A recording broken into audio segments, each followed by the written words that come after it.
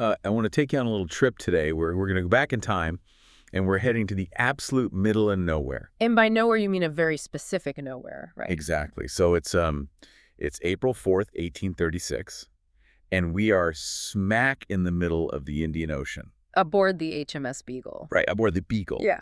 And standing there on the deck, or, maybe wading out into the surf at this point, is a 27-year-old Charles Darwin.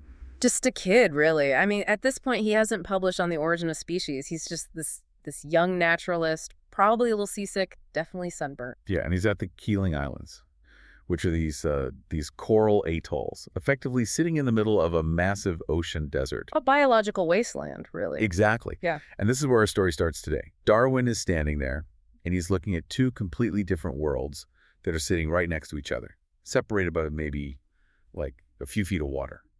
He looks back at the land, the atoll itself, and honestly, it's kind of depressing. It's totally desolate. He actually wrote about this in his journals, describing the land as paltry. You really have to picture this. It's blindingly white sand, maybe a few stray coconut trees, some scrubby weeds. The only animals are some lizards and the rats that had jumped off European ships. Right, so it's simple. It's boring. But then he turns around, he puts his face in the water, and suddenly he's just in a completely different universe. The crowded pageantry, as he called it. Yes, the crowded pageantry. I love that exact phrase. He sees butterfly fish, damselfish, these crazy neon-colored urchins, anemones, coral structures that look like alien cities. It is just teeming with life. Yeah. And this moment, this massive contrast between the desolate land and the vibrant reef, it creates a real problem for him. It creates what scientists now refer to as Darwin's paradox. Which is what, exactly. Because, to me, it just looks like a nice place to go snorkeling. Well, it's basically a physics problem, or maybe a thermodynamics problem. You see, the ocean waters in that specific part of the Indian Ocean are incredibly nutrient poor. Because of the extreme heat and the depth, the water is stratified. Meaning it forms layers. Right, layers. And all the nutrients sink to the bottom, miles down. So the top layer, where the reef actually is effectively a desert. It has almost zero nitrogen and no phosphorus. So biologically speaking, there shouldn't be anything living there. Exactly. You shouldn't have a rainforest in the middle of the Sahara.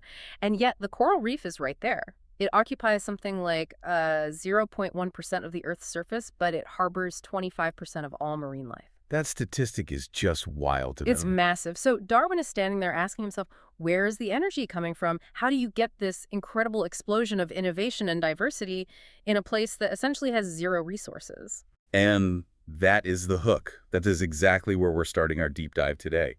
We are looking at Stephen Johnson's book, Where Good Ideas Come From, The Natural History of Innovation. And his core argument is basically that the reef isn't just a pretty anomaly, it's a blueprint. It is a literal model for innovation.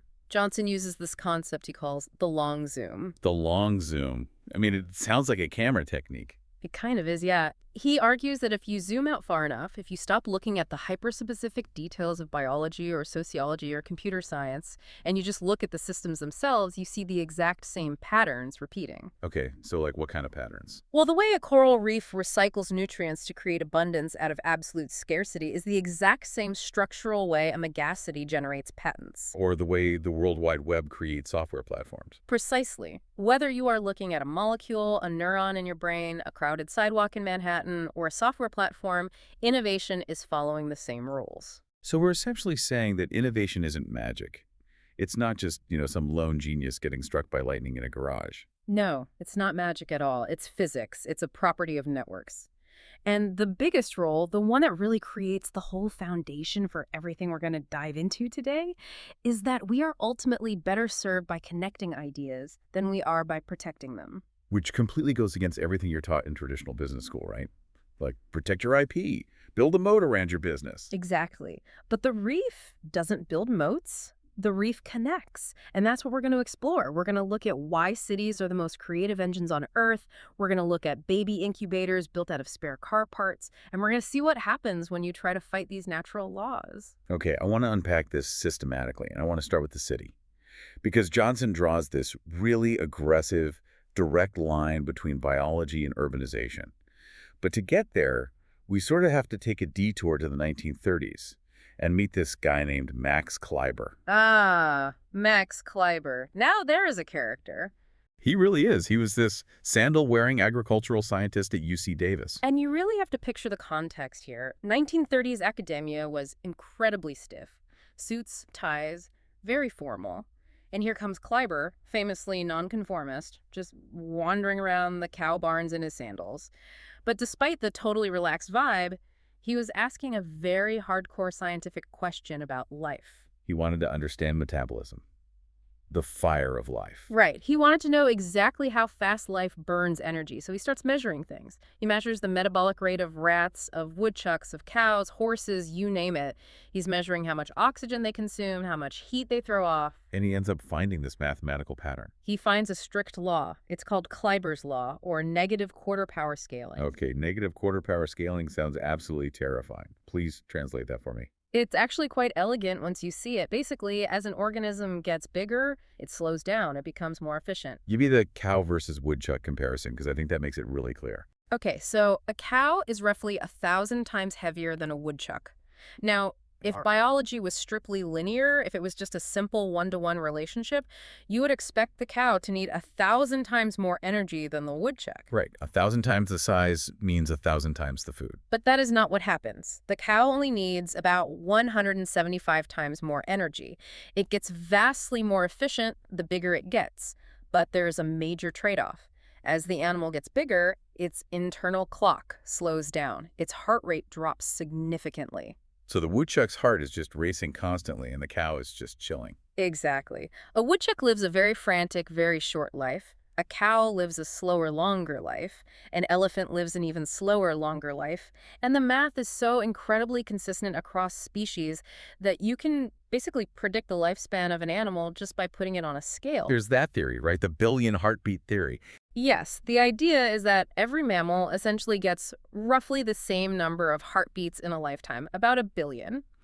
The mouse just uses its quota up in 2 years because its heart is beating 500 times a minute. The elephant takes 70 years to use its quota because its heart is beating 30 times a minute. It's like nature has this universal fuel tank, and the bigger you are, the slower you have to drive. That is a perfect analogy. Nature scales sublinearly. As you get bigger, you slow down to conserve energy. Okay, so that's the biology side. That's the baseline. Now, fast forward to the late 90s. We have a theoretical physicist named Geoffrey West at the Santa Fe Institute.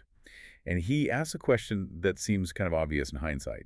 He asks, do cities follow Kleiber's law? It's a great question because we always use biological metaphors when we talk about cities, right? We say the heart of the city, the arteries of traffic, the pulse of the streets. West wanted to know if that was just poetry or if it was actual physics. So he crunches the data. He looks at cities all over the world. New York, Tokyo, tiny little towns in Europe. And he starts by looking at the infrastructure. The pipes, the roads, the gas stations. And for infrastructure, the answer is a definitive yes. A city acts exactly like a biological organism. A city is basically just a massive concrete elephant. Meaning it gets more efficient as it grows. Much more efficient. If you double the size of a town, you don't actually need double the gas stations. You don't need double the length of electrical cable. You save about 15% on infrastructure with every single doubling of the population. So big cities are actually green. They're highly efficient. In terms of energy and pipes, absolutely yes. They follow negative quarter power scaling. They slow down. But, and this is the huge, but West didn't just stop at the plumbing. He decided to look at the social data too. The creative stuff, patents, R&D budgets, inventors, wages, even crime rates. And that is exactly where the law breaks completely. When you look at creativity and innovation, cities do not follow Kleiber's law. They do not slow down. They display superlinear scaling. Superlinear. So instead of the line flattening out as it grows, it curves upward. It shoots straight up. Innovation scales positively. If you have a city that is 10 times larger than a neighboring town, it isn't just 10 times more innovative, it is 17 times more innovative. A metropolis that is 50 times bigger than a town is something like 130 times more innovative. Wait, hold on. This completely contradicts the elephant theory. The elephant slows down. The city speeds up. Correct. The bigger the city, the faster the metabolism of ideas. West actually found that the average resident of a city of 5 million people is 3 times more creative, strictly statistically speaking, than the average resident of a town of 100,000. Why is that? Are people in big cities just somehow smarter? No, not at all. Brain for brain, they are exactly the same. But the network is entirely different. It's the density. It is the collision. West realized that while the pipes of a city scale like biology, the human interactions scale like a network. In a small town, you might have a brilliant idea for a new kind of software. But who do you talk to about it? Maybe your neighbor, who happens to be a dentist. Who doesn't care about software at all? Right. But in a city of 5 million people, you go to a coffee shop, you overhear a conversation, you meet a developer, you find an angel investor. The sheer density of human beings creates a superorganism of ideas. The city is essentially a machine designed for creating collisions. I love that concept. So the city actually breaks the biological speed limit. It's the only organism that gets faster and hotter as it gets bigger. Exactly. And that speed, that sort of vibration you feel when you step off a train in New York or London, that is literally the metabolism of information moving faster. But this brings up an interesting problem. Because if cities are these massive engines of speed, why does it sometimes feel like actual innovation takes forever? That is the paradox of implementation. The idea itself might happen incredibly fast in a city, but the adoption of that idea has its own rigid rules. And Johnson calls this the 10-10 rule. The 10-10 rule. Yeah. This is the historical pattern. Yeah, it's a pattern of patience, really. For most of the 20th century, if you looked at any major mass communication technology, AM radio, the VCR, the DVD player, it followed a very strict timeline. It took 10 years to build the platform and then another 10 years for it to reach mass adoption. So basically 20 years from I have an idea to it is actually sitting in everyone's living room. Roughly, yes. Just look at AM radio. The core technology was really developed between 1900 and 1910. You had Fessenden, Marconi, DeForest. But it wasn't until the late 1920s that it was a standard fixture in American households. Or the VCR. I remember reading about this in the book.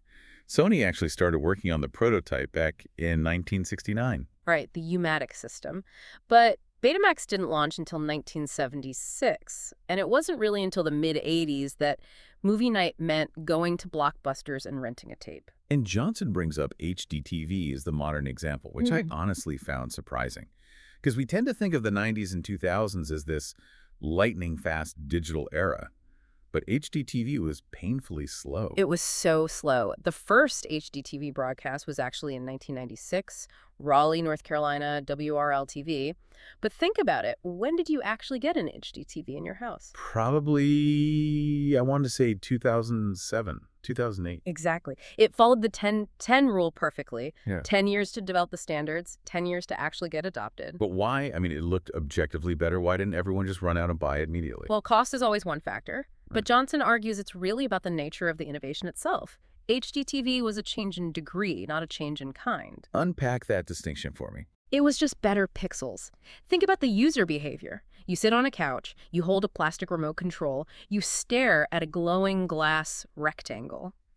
The visual experience was sharper, yes, but the actual interaction was functionally identical to what your grandparents did watching the Ed Sullivan Show in the 1950s. So it didn't change the user at all. It just polished the product. Exactly. It was a purely passive technology. And passive technologies tend to slog through that 10-10 cycle. But then we have the anomaly, the thing that completely shattered the rule. YouTube. YouTube. This story is just wild. So it's founded in 2005. 3 guys. Chad Hurley, Steve Chen, Jawed and Kareem, all former PayPal employees. They launched this basic video site above a pizzeria in San Mateo. And it does not take 10 years. It barely took 10 minutes. Within 16 months, they were streaming 30 million videos a day.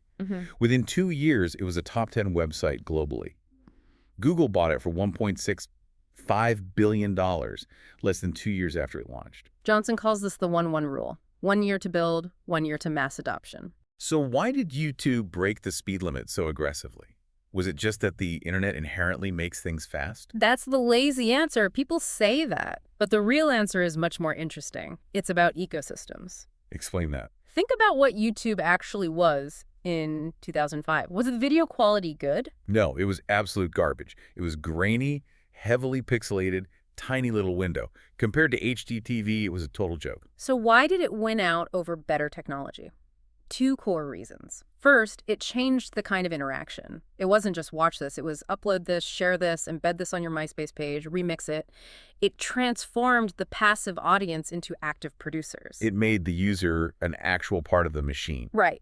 But secondly, and this is crucial for our deep dive theme today, It leveraged an ecosystem that was already sitting there, completely built, just waiting to be used. What do you mean by that? YouTube didn't have to invent the internet. They didn't have to invent broadband, which had actually just reached a tipping point of 50% adoption in the US right around then. They didn't have to invent the digital video camera. Those had just become cheap enough for normal people to buy. And most importantly, they didn't have to invent a video player. Adobe Flash. Adobe Flash. It was already installed on 98% of all web browsers globally. I completely forgot about Flash. It used to literally be everywhere. It was the universal key. Yeah. Before YouTube, if you wanted to watch a video online, it was a nightmare. You had to download QuickTime or Real Player or Windows Media Player. You'd click a link and pray you had the right codec. YouTube just looked at the landscape and said, we'll just use Flash. Everyone already has it. So they didn't have to build the underlying infrastructure. They just grabbed their surfboards and surfed the wave. Yeah. They built a very, very thin layer on top of a massive stack of existing technologies. That is precisely why they could move at that 1:1 speed. They weren't out there digging the foundation. They were just putting the roof on a house that was already framed. This idea of building on top of what is already there, of looking at the tools lying around you and repurposing them, this leads us directly to the absolute core concept of the book, the adjacent possible. The adjacent possible. If you take one thing away from this entire deep dive, let it be this concept. This is a term originally coined by Stuart Kauffman, who is a theoretical biologist. It sounds a little abstract, honestly. The adjacent possible. It is abstract, but it's the absolute best way to visualize how innovation actually happens in the real world. Kauffman started by looking at the origin of life itself, the primordial soup. So we're talking ammonia, methane, water, carbon dioxide, just the basic Lego bricks of the early Earth. Right. Now, Kauffman argues that from those specific bricks, you can make certain things. You can make formaldehyde. You can make simple amino acids. Those are adjacent to the current state of the soup. They are exactly one chemical reaction away. But you can't make a sunflower. No. A sunflower requires chloroplasts. It requires vascular tissue, DNA, rigid cell walls. You cannot jump directly from the primordial soup to a sunflower. It is simply not in the adjacent possible. You have to build the amino acids first, then the proteins, then the simple cells, then the complex cells. Johnson uses this metaphor of a house to explain this, which I find really helpful. The magical expanding house. Imagine you are standing in a room. This room represents everything humanity knows and has successfully invented right now. So the room has the printing press, the steam engine, the telegraph. Correct. Now, in this room, there are 4 doors.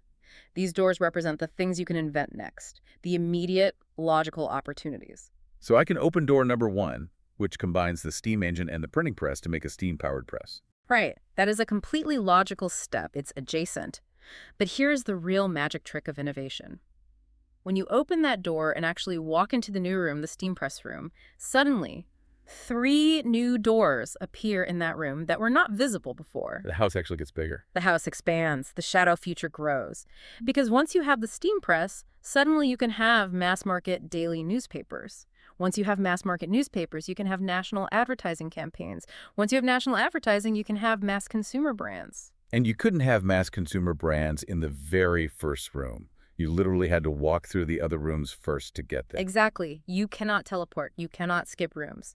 The map of the adjacent possible is infinite over time, but at any specific moment, the reachable moves are strictly finite. This perfectly explains why so many great ideas seem incredibly obvious in hindsight. We always look back and say, why didn't they think of that sooner?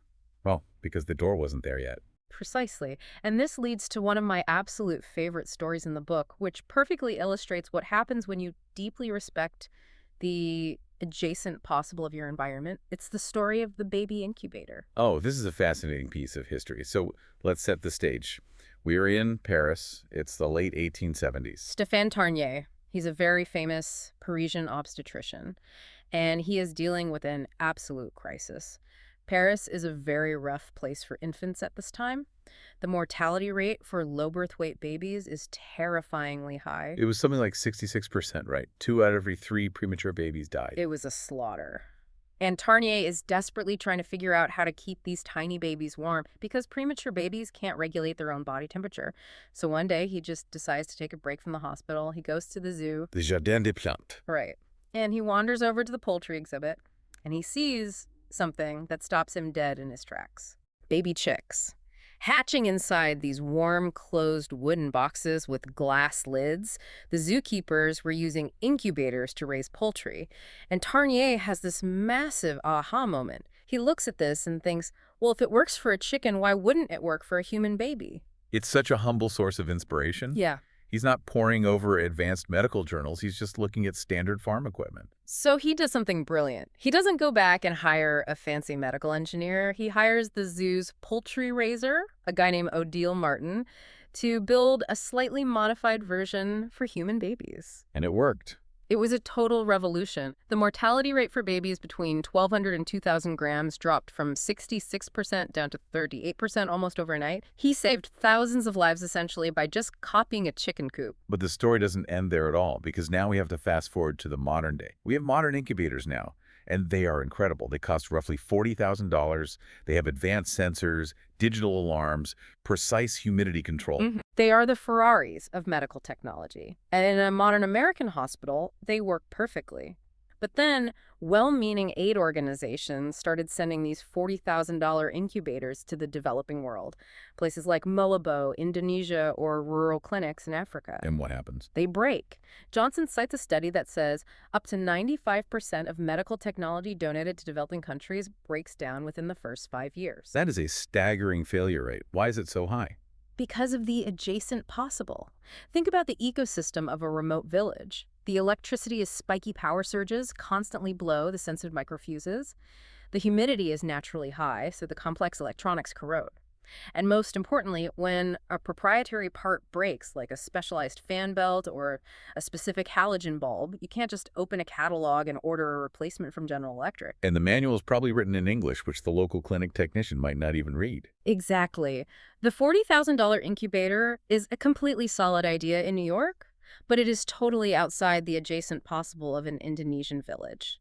It relies on a massive global supply chain that just doesn't exist locally. So these beautiful machines end up in what they call boneyards, literal graveyards of donated medical tech out behind the clinics. So this is where this project called the Neo-Nurture comes in. Mm. This is by a group called Design That Matters. Timothy Prestero and Jonathan Rosen. They looked at this massive problem, the boneyards of broken incubators, and they asked a fundamentally different question. Instead of asking, how do we make a cheaper incubator, they asked, what is the one piece of complex technology that actually stays working in these remote towns? And the answer is so brilliant. Cars. Yeah. Specifically things like Toyota 4Runners. Because even in the absolute middle of nowhere, there are cars driving on the road. Right. There is an existing supply chain for car parts. There are local mechanics who intimately know how to take apart an engine. There is oil, there are batteries, there are headlights. The car ecosystem is incredibly robust everywhere in the world. So they literally built an incubator out of a car. They called it the Neo-Nurture, and it is a total masterpiece of what we call bricolage. Bricolage. Yeah. That's a French term, right? Yes. It roughly translates to tinkering.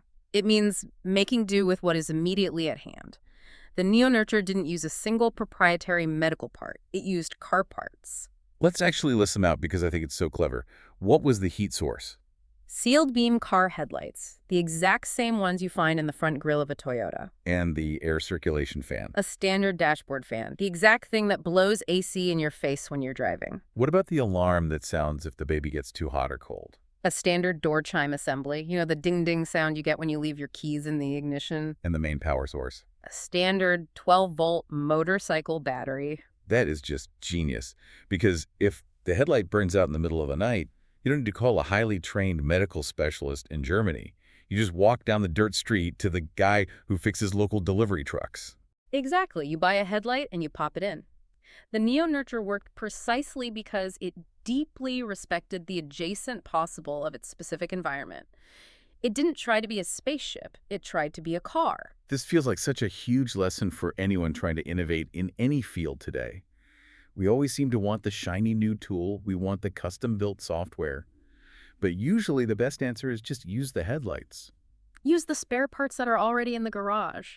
Innovation isn't usually about creating something entirely from zero. It's much more about jiggering together the detritus and spare parts that are already lying around you. But this definitely cuts both ways. Because if you completely ignore the spare parts, if you try to aggressively build something and the parts just aren't there yet, You crash and burn. You do, and history is absolutely littered with brilliant people who were ahead of their time. See, I always thought ahead of your time was the ultimate compliment, like, oh, he was such a visionary. In the brutal world of innovation, ahead of your time usually just means you failed. It means you tried to aggressively open a door that simply wasn't there yet. But before we get into the failures, I actually want to talk about the opposite phenomenon. What happens when the parts are there, when the door is ready to open? Ah, the multiple. The multiple.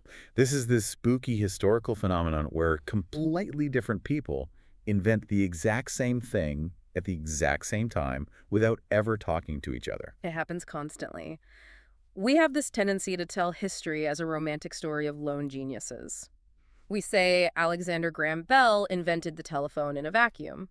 But actually, a guy named Elisha Gray filed a patent for the telephone on the exact same day as Bell. Sunspots are another one. It's discovered by 4 completely independent scientists in 4 different countries in the year 1611. Oxygen.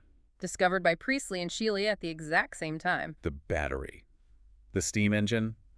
Calculus. I mean, Newton and Leibniz famously fought bitterly over who invented calculus. And the reason for this isn't telepathy. The reason is the adjacent possible.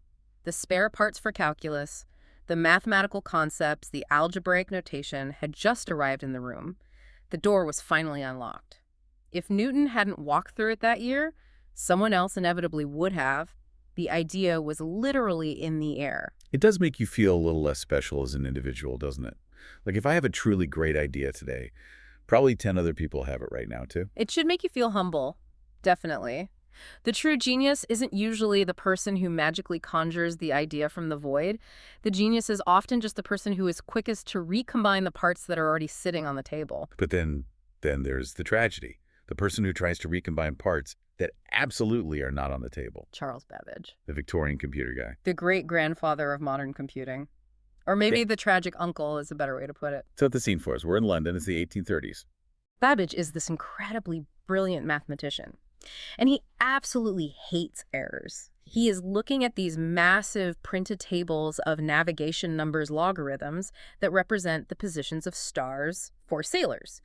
They were calculated by humans who were actually called computers back then, and the tables were just full of human mistakes. Ships were literally crashing into rocks because the printed math was wrong. Right. So Babbage says, I want to build a perfect machine to do this math flawlessly, and he designs the difference engine. It's basically a giant complex calculator. Yeah. And he starts building it, and it actually works. It's incredibly complex, but it's just gears. It is firmly within the adjacent possible of Victorian-era engineering. But Babbage gets bored. He gets dangerously ambitious. He starts dreaming of an entirely new machine, the analytical engine. And this is a massive quantum leap. This isn't just a calculator. It is a general-purpose, fully programmable computer. It had a CPU. He called it the mill. It had RAM. He called it the store. It even had software. Punch cards, which he actually borrowed from the Jacquard textile loom. This sounds exactly like a modern computer architecture. Logically speaking, it was identical. If you look at the architectural designs of the analytical engine, it is a Turing-complete computer. Ada Lovelace, who was the daughter of Lord Byron, actually wrote the first algorithm for it. So they had the software, they had the core logic. So why don't we have Victorian computers? Why didn't Queen Victoria have a brass laptop? Because Babbage was trying to build it out of steam-powered brass gears. The hardware failed him. He was trying to execute a 1940s electronic idea using 1840s mechanical tools. To make a computer work, he needed vacuum tubes, he needed electricity, he needed switches that could literally flip in a microsecond. Instead, he had these massive, heavy brass gears that jammed constantly, caused massive friction, and broke under the strain. The physical noise in that workshop must have been deafening. And the cost was ruinous. He completely blew through massive government grants. He spent his entire personal fortune. He totally alienated his chief machinist. He died a very bitter man, leaving behind just some beautiful drawings and a few piles of useless parts. He was desperately trying to skip rooms in the palace of the adjacent possible. He tried to go from the steam room straight to the computer room without ever passing through the electricity room. Exactly. And the core lesson there is brutal. You can be totally right. Your logic can be absolutely perfect, but if the environment isn't ready for you, you will fail. Compare that to the YouTube guys again. If they had somehow tried to launch YouTube in 1995. Absolute disaster. 1995 was the era of the 14.4 kite dial-up modem. Right, you'd pick up the phone and hear that awful screeching noise. Trying to download a video, it would literally take an hour to buffer a 30-second grainy clip. There was no Adobe Flash standard. There were no cheap digital cameras. If Hurley and Chen had tried to launch YouTube 10 years earlier, they would have been Babbage. They would have been remembered as these crazy visionaries who went completely bankrupt. So timing isn't just dumb luck. Timing is really about looking at the table and accurately seeing if the necessary spare parts are actually there. Correct.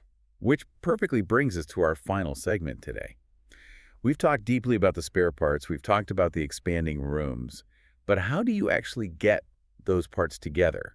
How do you reliably create an environment where those magical connections actually happen? This is what Johnson terms liquid networks. Liquid networks, not solid, not gas, liquid. Think about the basic states of matter. In a solid state, the atoms are totally locked in a rigid grid. They can't move around, they are very stable, but they cannot connect in new or interesting ways. Like a massive corporate bureaucracy. Or maybe just a person who literally never leaves their house or talks to anyone. Exactly. Now, in a gas, the atoms are moving crazy fast. It's total chaos. They collide constantly, but they are moving too fast to actually stick together and form anything complex. Like a totally chaotic startup where everyone is running around and nothing gets finished. Yeah. Or pure anarchy. But a liquid. A liquid is the absolute sweet spot. The molecules can move, they can flow, they can organically collide and connect, but there is still enough underlying density to form lasting patterns. And Johnson goes all the way back to biology here. Specifically, he looks at the human brain. Right, because what is an idea, physically speaking? In cartoons, it's a light bulb turning over your head. That's the cartoon version. But neurologically speaking, an idea is a network. It is a very specific constellation of thousands of neurons firing in perfect sync. A neural cleat. So a single isolated neuron can't have an idea. No, a single neuron is basically just a dumb switch. You need the network. You need the extreme density of connections. The human brain has roughly 100 billion neurons and 100 trillion connections. It is the ultimate liquid network. It is highly plastic. It can reconfigure itself constantly. And this loops us right back to the coral reef in the city. It's the exact same structural pattern. Why is the reef so innovative? Because the water literally acts as a liquid medium for nutrients and diverse life to collide. Why is the city so innovative? Because the dense sidewalks and subways and local coffee shops act as the medium for diverse people to collide. So if you want to be genuinely innovative in your own life, you need to actively create a liquid network around yourself. You need to intentionally get more diverse spare parts on the table. And the absolute best example of this, the ultimate liquid network moment in modern history, is the Apollo 13 mission. The thing is, failure is not an option mission. We all know the movie. Tom Hanks, right. But the specific scene I'm thinking of, and the one Johnson highlights, is the massive CO2 smubber problem. Set that scenario up for us. So the astronauts are stuck in the lunar module, the LEM. It was specifically designed to keep 2 men alive for 2 days, but suddenly there are 3 men in there, and they have to survive for 4 days to get back to Earth. And they are constantly breathing out carbon dioxide. The CO2 levels are rising to lethal levels. If they don't fix it, they will suffocate and die. Now, they actually have plenty of lithium hydroxide canisters, the chemical filters, sitting over in the command module. But the command module is totally dead, so they bring the filters over to the LEM. But there's a massive mechanical problem. The filters from the command module are square. The holes in the LEM's environmental system are round. It's literally a life-or-death square peg in a round hole problem. Designed by 2 entirely different aerospace contractors who clearly didn't talk to each other during development. So now the astronauts are slowly suffocating. And back in Houston, the lead systems engineer walks into a room with his entire team and literally dumps a cardboard box of junk right on the table. This is hands down my favorite scene in the movie. He just pours it all out. And he says to the room, "We have to make this." Holding up the square filter, fit into this, holding up the round hole, using nothing but this. And what exactly is this? It's duct tape, it's dirty socks, flight manuals, plastic hoses, a bungee cord, a plastic stowage bag, some laminated paper. It's literally just a pile of garbage from the ship. It's the adjacent possible. That random pile of junk completely defined the absolute physical limits of what they could possibly do. They couldn't order a custom part from a factory.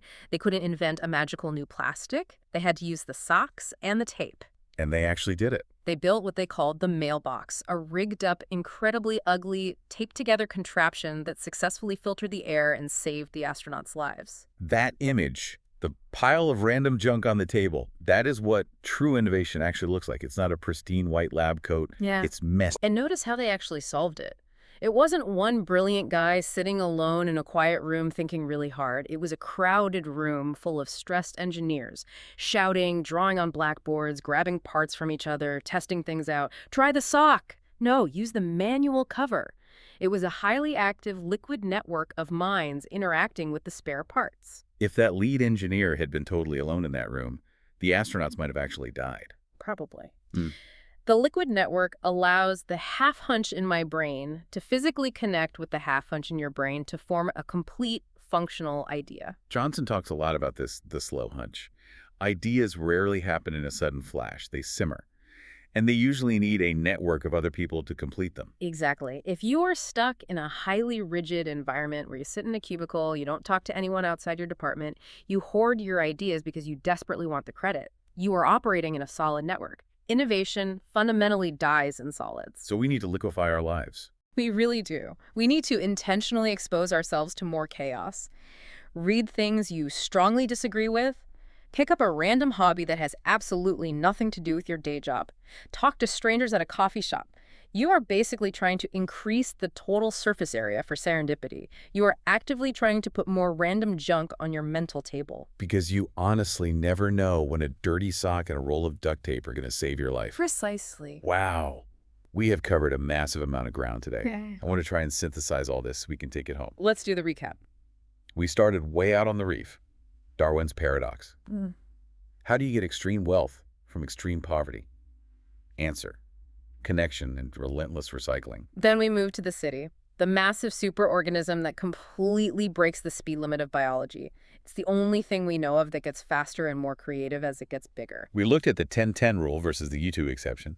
If you want to move incredibly fast, don't just slightly improve the product, change the user behavior, and build on top of an existing platform like Flash. We explored the adjacent possible.